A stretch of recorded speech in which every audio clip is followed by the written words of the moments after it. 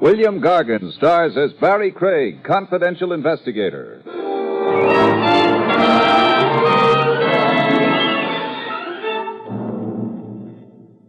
It's okay to cut a competitor down a few notches, but never cut him 6 feet lower than the soles of his feet. That's no longer fair competition, folks. That's murder.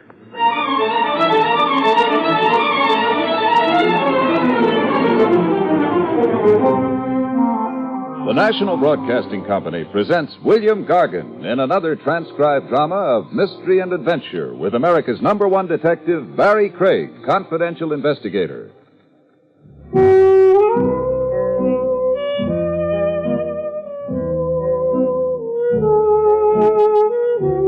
Barrie Craig speaking. One way of landing a client is to fish him out of the river, which is exactly how I commenced my confidential file in a character named Richie Stimson.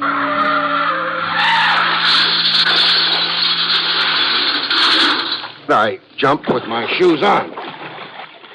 I found Stimson's hat before I found Stimson. Nobody rescues a hat, so I didn't. When Stimson finally bobbed into reach, he promptly stuck one thumb in my eye and the remaining one in my jugular vein. Another thing nobody wants to do is drown in a stranger's embrace. When his jaw came up flush with the surface, I landed on it. He lay quietly on his back now, spouting water from the mouth like Moby Dick, and I began floating him to shore.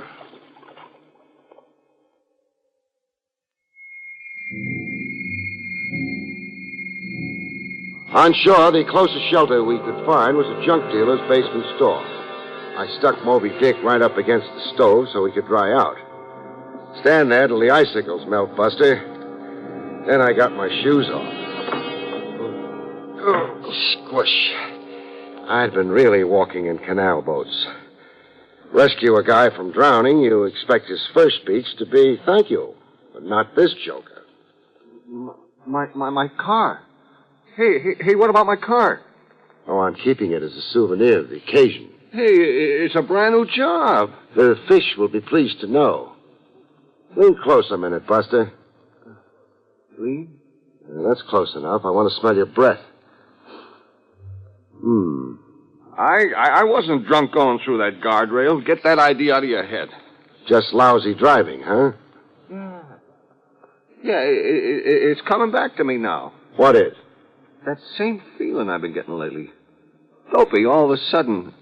And the blues, like I'm depressed. Up here, something starts fogging up. In your head? Yeah. Makes me want to shut my eyes, like I've been on a weekend toot and now I gotta sleep. And do you shut your eyes? I don't know. Buster. What? Confidentially, who are you? Richie Stimson. Chauffeur. Used to be. And now? A husband. That's, your occupation? Yeah, that is. Oh. Who are you? Barrie Craig. I'm a detective. What do you know? And, where can I bill you? Bill me for what? A suit of clothes, look. Oh, yeah, it's torn. Hey, you sure it wasn't torn before? Now, that's what I call gratitude. 472 1/2 Park Avenue. Send me the numbers and I'll write out a check. Where? Park Avenue? What's the surprise? Well, your kisser, it's got 10th Avenue on it. So I moved east 7 blocks. So you married east 7 blocks.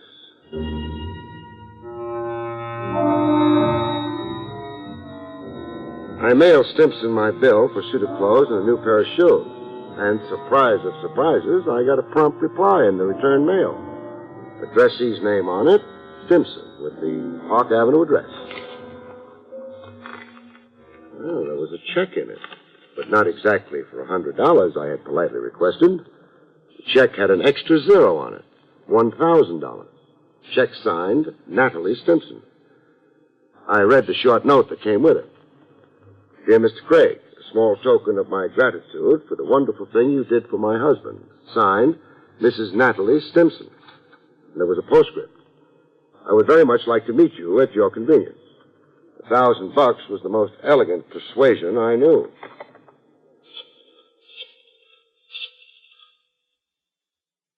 Information? I'd like the phone number of a golden angel. Her name? Oh. This is Natalie Stimson, 472 and a half, Park Avenue.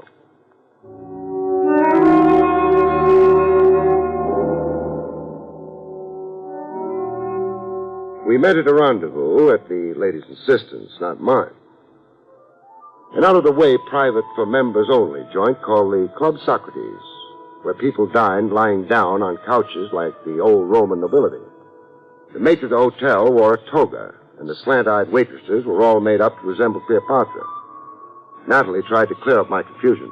It's a revival of old Roman dining habits, Barry. It's the newest fad. Imagine. It restores eating to what it should be. And what's that? Oh, well, life's most gratifying experience. A sheerly exotic... Enough said. So, kick your shoes off, lie back on the couch, and luxuriate. Really enjoy it, Barry. So tell me, Tell you? why we're wallowing here.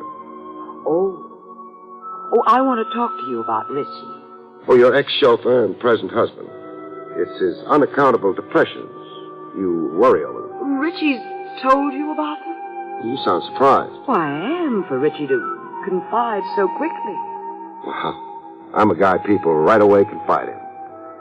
He says he gets, quote, dopey all of a sudden. Gets the blues. Becomes depressed. And then up here in the beans, something starts fogging up, unquote. His reflexes go awry. He loses sense and coordination. I've seen it happen time and again. Well, give me an example. What? Well, in entering my dad's brokerage office some weeks ago, Richie burst through the door but continued going across the room. He didn't stop at Dad's desk. And where did he continue on to? Right through the window. How far did he fall? 2 stories. The miracle was he landed on a terrace on the 26th story. Otherwise, 28 floors to the sidewalk. Otherwise, a horrible death. What do you make of it? Well, I could go medical and call it an unconscious suicide wish, but I won't say it. Then what do you say? I say hand Richie over to a doctor. But he's been to doctors. Doctors in the plural? 6 doctors this year. What did the last chap say? That Richie's a normal neurotic. Yet he's accident-prone. Accident-prone. Those are exactly the words the other fellow, the lay analyst, used. So keep him under glass. Don't let him roam around. Now, is that practical advice? Maybe not. Now, besides sympathy, what do you want of me? I want you to be Richie's man friend. Come again? You see, I've got my own theory about Richie. That being? That he's a cat in a strange alley. He needs someone around he can feel at home with, someone who talks his language. Same being a slob like me, huh? I'll pay $1,000 a week. For me to chum around with Richie? Room with him, play gin rummy with him, go off to burlesque shows, all the things Richie used to enjoy doing. And for how long am I Damon to his Pythias? 1 month. 1 month for $4,000. Sold. And you'll do it? For $4,000, I'd swim underwater to Siam.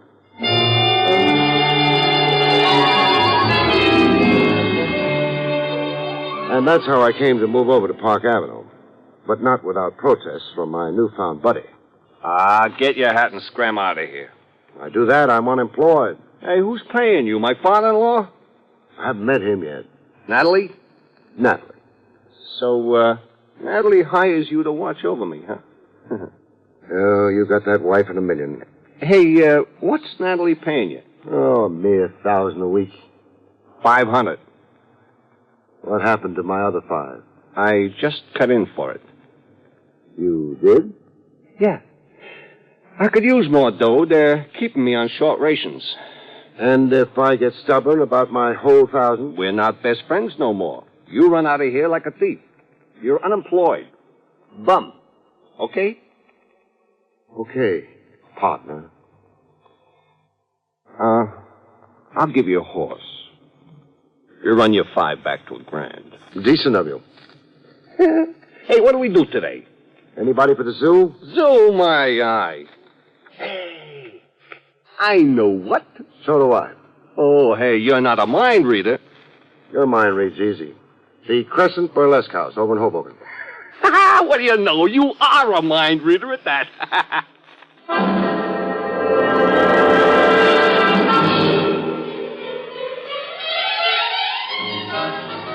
That was the chauffeur turned blue blood in one of his optimistic moods.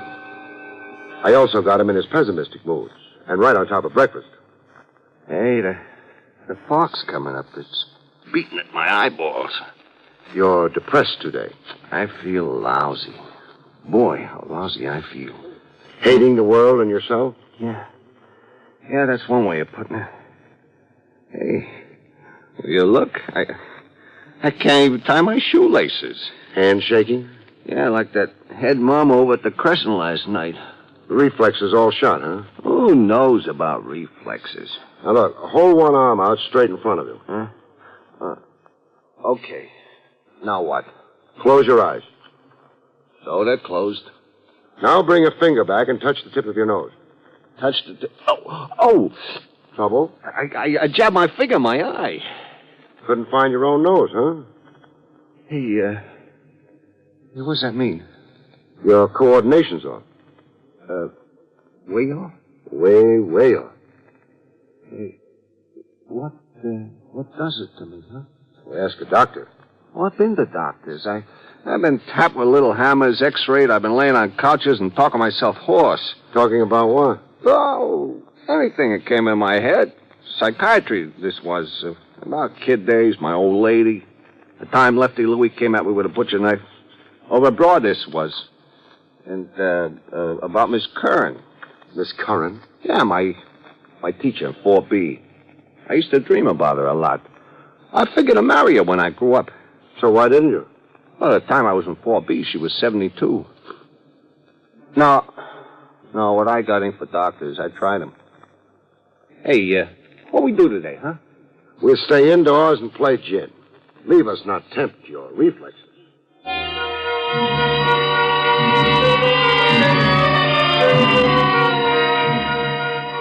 Richie had been to doctors, but I hadn't. So I tried one, an old friend. He'd room with my aunt once while serving his internship. Dr. Dinglespieler. A nice little guy who kept his beard buttoned in his vest. You say he has been to doctors? 6. He's run the gamut, from cardiography to psychoanalysis. Well, it is very strange that there was no recommended therapy. The symptology seems to be clear. Meaning? The disorientation. The damage to the nervous system. Talk to me in English, not Greek. Either the man has a detectable nervous disorder or he is in a psychosis. As simple as that. I mean, medically speaking. A good physician should see what bothers Richie Stimpson by eye. A head doctor could do it by ear. Yeah, that's right. Absolutely apple pie for a doctor to diagnose. Now, look, apple pie is for the cook and the kitchen. Okay, then say easy to diagnose. There is perhaps one simple conclusion to come to. Speaking for the doctors, I mean. And that is?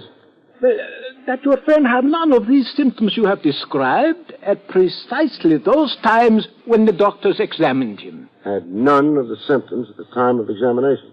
Yeah. I'll need time to figure that one out, Doc. Now, tell me, which branch of medicine is more apt to be mistaken? The nerve specialist can be sure. Meaning the head doctor has a bigger margin of error. Well, psychic sickness is a more experimental medicine. It is, shall we say, in a stage of development. And Richie Stimpson is in a stage of disintegration. Well, thanks for your time, Doc. If I said I wasn't twice as confused as when I came in, I'd be lying. Well, so long.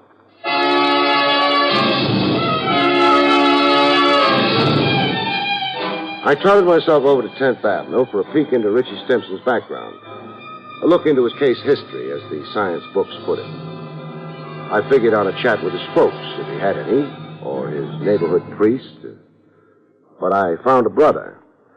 The lettering on the window of the fish store read, Waldo Stimpson, fresh fish. I found Waldo in a bloody apron, chopping away at a sea monster that looked like a barracuda. Now, stop chopping and let's talk about your brother, Richie. About Richie, I got one word that ends a conversation. And the word? Snob. He's been high-hatting you? Parks that snazzy car of his in front of my fish store and sits behind the wheel smoking a cigar. The louse just sits out there, rubbing it in. Rubbing what in? The butts. How he's got 'em, and I ain't. Oh. Answer a question or two for me, huh? Shoot. Was Richie physically fit? Strong as a bull. You should have seen how he broke Dopey Delahanty's jaw. Bang, one sock. Or was he subject to headaches and accidents? I don't get you. Did he ever fall over his own feet, or fall down the stairs, walk into a plate glass window? Richie? Not on your life, Bub. Came to moving around, he was 200%. Champ basketball player and ice hockey. Why, the pros were hustling him to sign a contract. Then generally well coordinated. Sharp eyesight and the rest of it? Sharp eyesight? You saw the chick he grabbed off for himself. Yeah, upper-class Natalie. Well, tell me, how do you figure he swung that? Well, they come to making out Richie was a conniver. There wasn't a day he didn't have a scheme going for himself. Shady or strictly legit? Both ways, depending. Any way Richie could better himself, why, that was it. Hey, look, you're taking up my time. I got fish to sell. You got a 3-pound Siberian herring? Siberian herring? What do you know? I'm fresh out of them.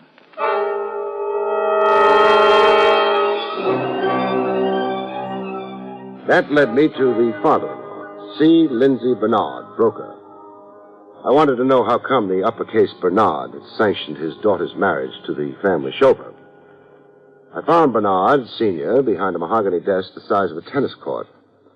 The cigar in his mouth almost reached out into the hall to the elevator. Yes, your question, Craig, has definite point. But not with me. Well, why not?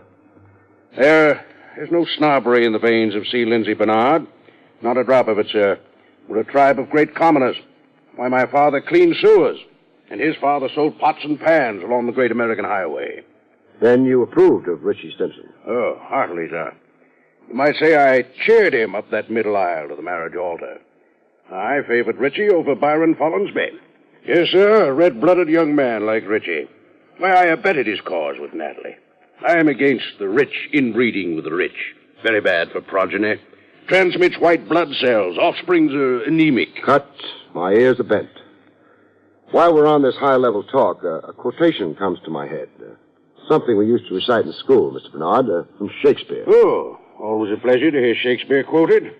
The quotations, huh? Methinks you plead too hard. Is that a sneer at my veracity? It could be. Why, you foul-mouthed, low-born peasant. And a minute ago, you were the guy advertising himself as the great commoner.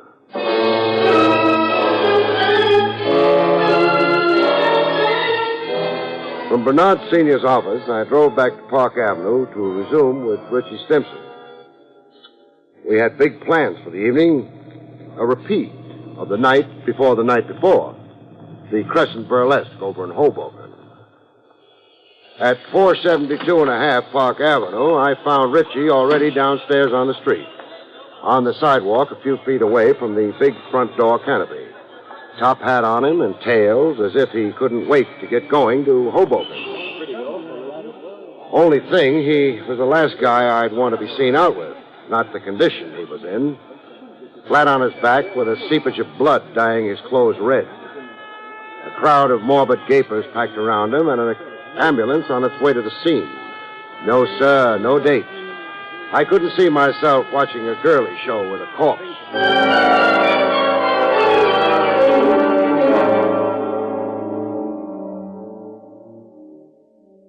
One byproduct of death you can be absolutely sure of is a widow's tears. Richie. Oh, And Natalie sure wept. Tears cascading down her until the little chiffon item she was wearing clung to her like a bathing suit after a dip in the ocean. The show of grief in a bereaved father-in-law comes harder. Either it's unmanly to cry, or C. Lindsay Bernard was a Phi Beta Kappa in the art of self-control. The only thing that occurred to him to do was abuse me. Richie died because of your negligence, Craig. Your default of duty. You weren't hired to gad about making ridiculous inquiries. You had explicit duties. You were paid to stay with Richie. Never let him out of your sight. The guy is slated to walk off an outside terrace 18 stories up. Comes a time when he does it. There's only one chap really watching him 24 hours a day. One chap? The angel of death.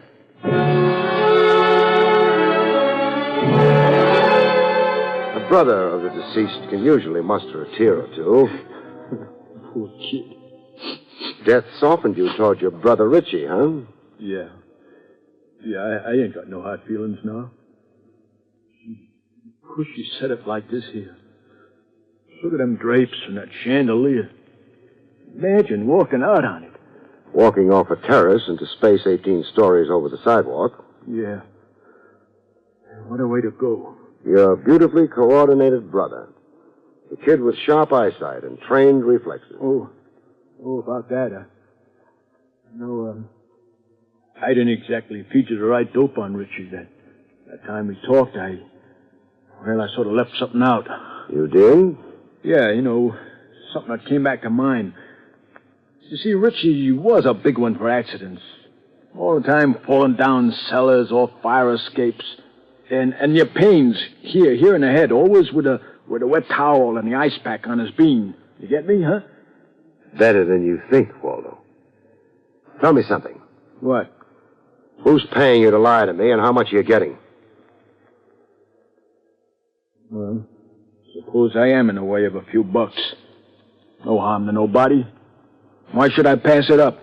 Because your brother was set up to accidentally kill himself. Or be murdered. Murdered? Now, how could that be? Say a push off that terrace. But you don't know that. No, I don't. But pushed or fell. Either way, it's murder. But he'd been dopey all the time, tripping over his own feet. You yourself told me that. Yeah, dopey and so forth. And I've got an explanation for that. What? Drugs. Somebody's been feeding Richie drugs. In his drink and in his food. Drugs that work havoc on his reflexes for a time, then dissipate into the bloodstream. So that he seems okay during medical examinations.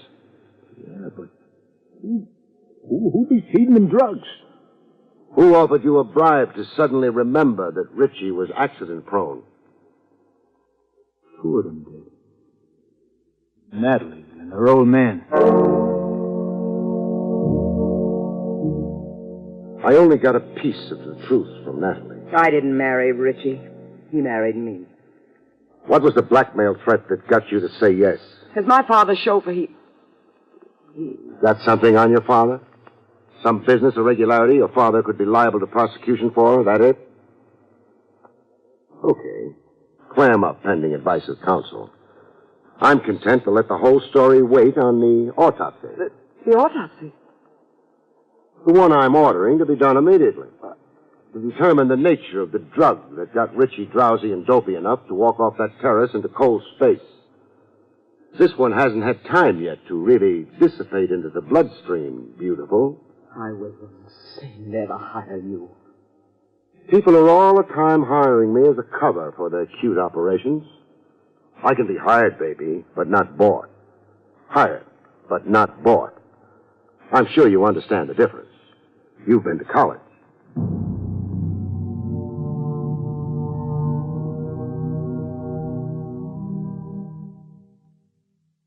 You have been listening to William Gargan in another exciting transcribed mystery drama from the Adventures of Barrie Craig, confidential investigator. Tonight's story, Angel of Death, was written by John Robert. Next week, it's the strange story of the man who died by himself, about which Barrie Craig has this to say. We call next week's story The Man Who Died by Himself. Among other things and corpses, it deals with a fortune teller, a fortune, and a beautiful girl. And, of course, the man who died by himself, except he wasn't entirely alone. He had a killer for company.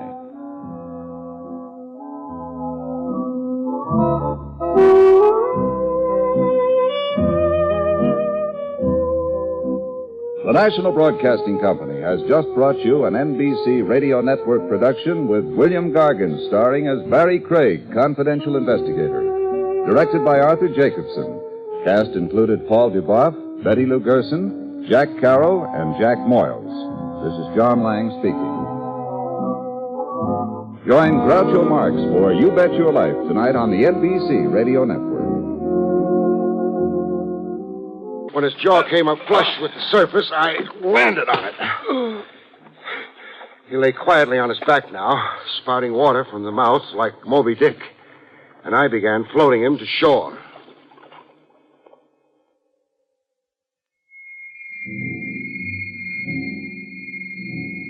On shore, the closest shelter we could find was a junk dealer's basement store. I stuck Moby Dick right up against the stove so he could dry out. Stand there till the icicles melt, Buster. Then I got my shoes off. Oh, squish. I'd been really walking in canal boats. Rescue a guy from drowning, you expect his first speech to be thank you, but not this joker. My car. Hey, what about my car? Oh, I'm keeping it as a souvenir of the occasion. Hey, it's a brand new job. The fish will be pleased to know.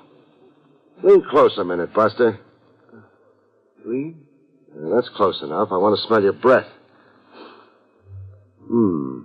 I wasn't drunk going through that guardrail. Get that idea out of your head. Just lousy driving, huh? Yeah, it's coming back to me now. What is? That same feeling I've been getting lately. Dopey all of a sudden.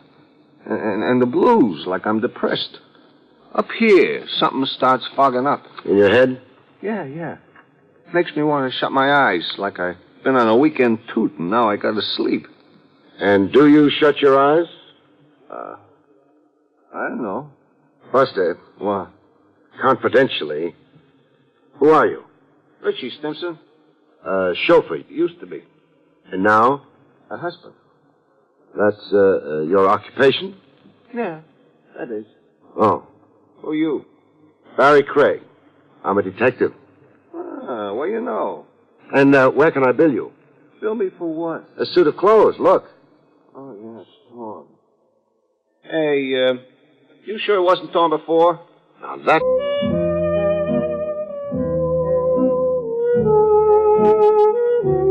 Barrie Craig speaking.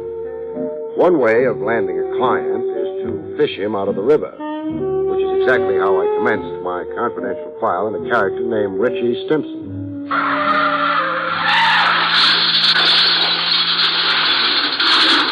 I jumped with my shoes on. I found Stimson's hat before I found Stimson. Nobody rescues a hat, so I didn't. When Stimson finally bobbed into reach, he promptly stuck one thumb in my eye and the remaining one in my jugular vein. Another thing nobody wants to do is drown in a stranger's embrace. William Gargan stars as Barrie Craig, confidential investigator.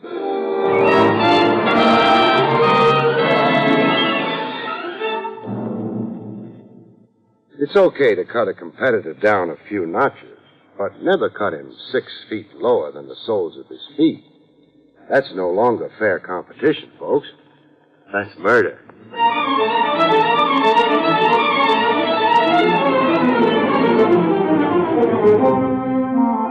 The National Broadcasting Company presents William Gargan in another transcribed drama of mystery and adventure with America's #1 detective, Barrie Craig, confidential investigator.